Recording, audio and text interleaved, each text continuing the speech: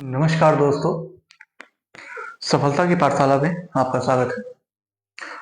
आप सब जानते हैं इस समय होमगार्ड का जो एग्जाम है कैसा था। मैं कट ऑफ के ऊपर वैसे पहले वीडियो बना चुका हूँ, लेकिन आज हम इसकी कुछ वर्क प्रोफाइल और देखते हैं कि आगे की सटीक रणनीति क्या होनी चाहिए। ठीक है, तो आप सब जानते हैं जैसा कि यूपी होमगार्ड की जो भर्ती 2026 की थी, 2025 की थी, वो आपका तो 26 में एग्जाम होता है और उसमें आपका जानते हैं पद ये सब बताने की जरूरत नहीं है, ये सब आपको पता है। ठीक है, मेन समस्या यहाँ पे ये आती है कि देखिए यूपी पुलिस का भी एग्जाम लगा हुआ है, यूपीएसआई का एग्जाम ऑलरेडी हो चुका है और यूपी कांस्टेबल का जो एग्जाम है वो भी होने वाला है बहुत जल्द। ठीक है, तो इसी महीने हो जाएगा। तो वो बात यहाँ पे आई आती है कि देखिए होमगार्ड का पेपर तो बीच में हुआ है, पहले यूपीएसआई का हुआ, फिर आपका होमगार्ड का हुआ, फिर आपका होगा कांस्टेबल का।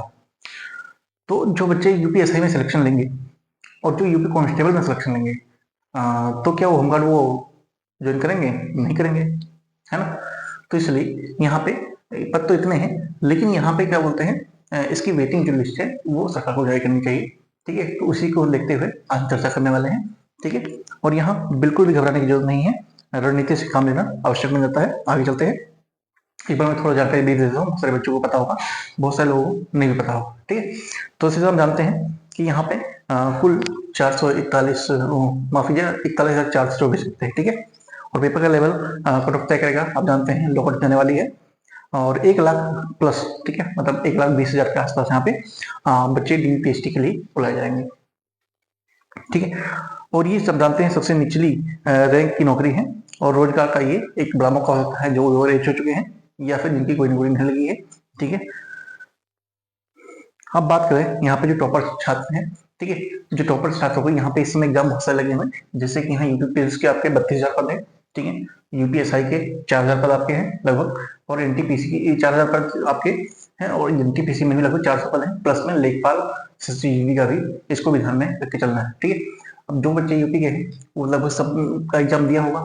ठीक है, अगर किसी बच्चे का रेलवे में हो जाता है, एनटीपीसी में, लेखपाल में हो जाता है, एसएससीजीडी में हो जाता है, या फिर यूपीएसआई में हो जाता है, पुलिस में जाता है, तो क्या वो होमगार्ड का पेपर मतलब एग्जाम निकाल के लेगा तो ज्वाइन करेगा? नहीं करेगा।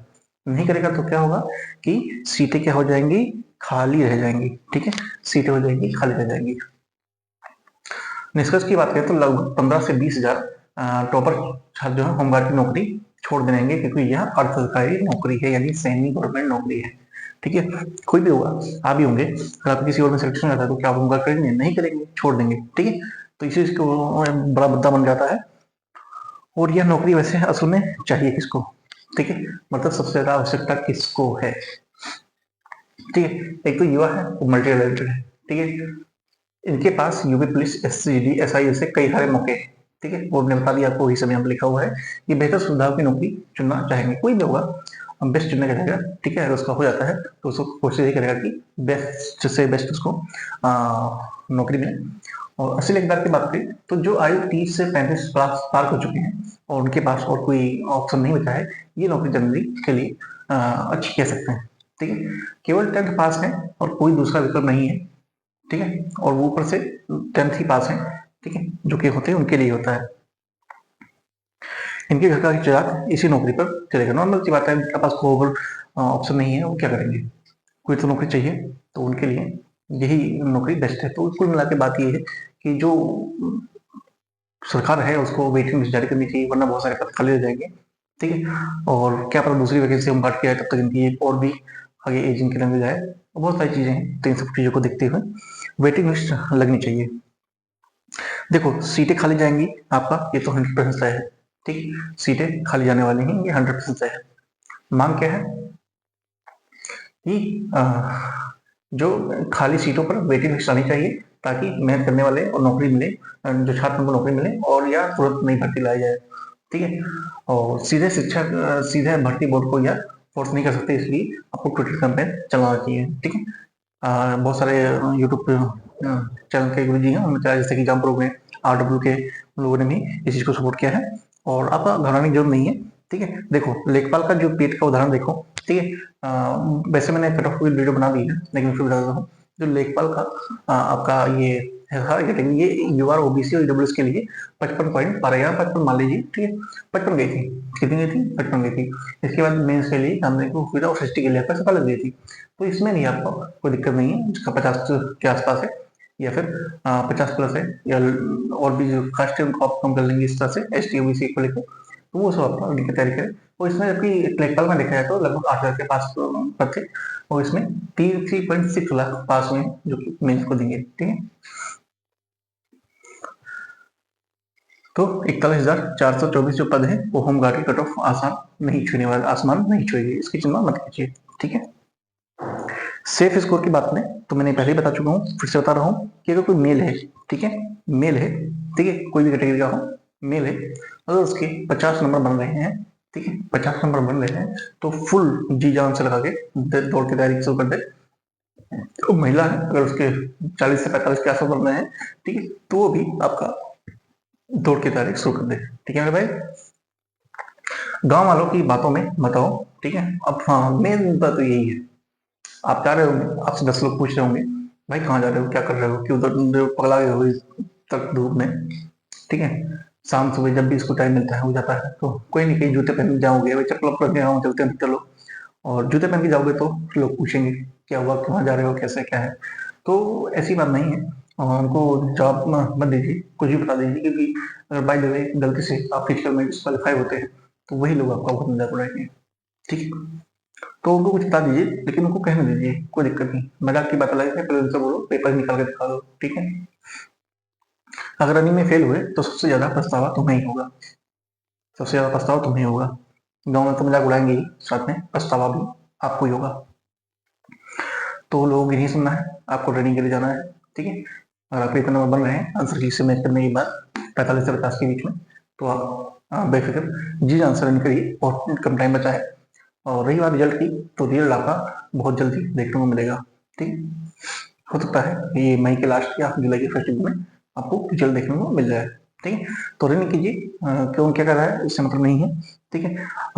जो भी कुछ कह रहा है उसे कहने दीजिए, रिजल्ट आएगा तो आप उनको जवाब दे दीजिए, अभी कुछ नहीं करना है, सिर्फ अपना दौड़ना है, भागना है, चलना है, ठीक है, बस रुकना नहीं है।